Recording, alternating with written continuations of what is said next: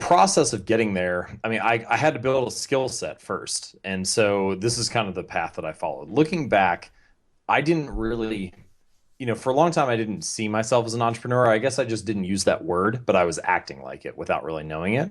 So, Mm. as one example, when I was an undergrad, I looked at all the majors. I had like 50 some majors or whatever at college that you could choose from. And I didn't see any that I liked. So I went ahead and designed my own and then proposed it to the Academic Affairs Council. And they said yes. And those are the classes that I took when I was in college. And so, like looking back, that's a relatively entrepreneurial thing to do, to like look at the options and be like, I don't like any of these. Let me create one. Pave your Uh, path. Yeah, no doubt. yeah. That's definitely entrepreneurial. So anyway, after I got done with undergrad, I went to grad school.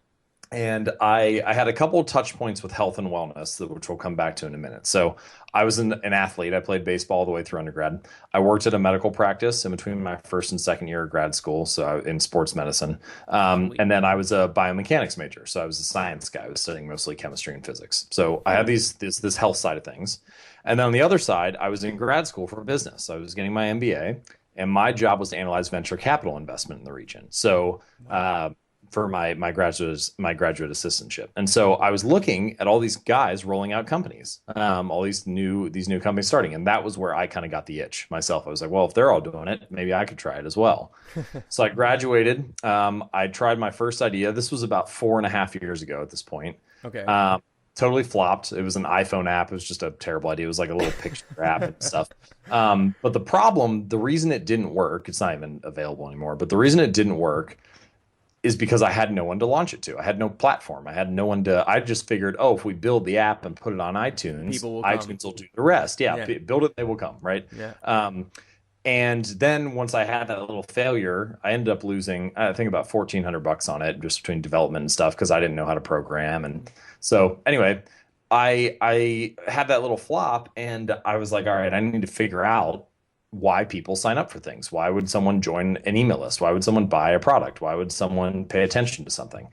And that was when I started studying the psychology piece. So I started with consumer psychology and direct response copywriting and all that stuff. Um, Mm.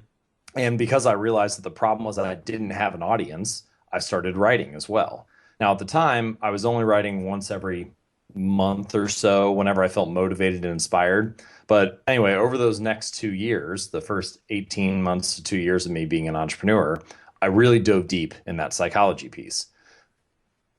During that time, I was building my skill set. So I learned how to build an email list. I learned how to start a website. I taught myself how to program, stuff like that. Okay. So I spent this whole time incubating a skill set. Hmm. But I also, the more I studied those psychology pieces, the more that health piece, my background, started coming into the forefront. And I would read something about building habits in customers, and I would say, hey, I could probably use this to build better habits going to the gym, or to improve my nutritional habits at home, or to get myself to write more consistently.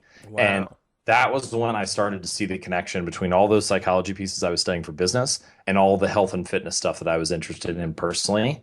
Mm. And I started writing about that for about a year in private. In And, what uh, do you and mean if, by in private? You were just well, like I writing just it had and a not kind of private putting it document. out, really. Yeah, I had a private document. It was just like a Word document, and it ended up getting to be like 60 pages long. Wow. And I wrote just about all these things I was learning about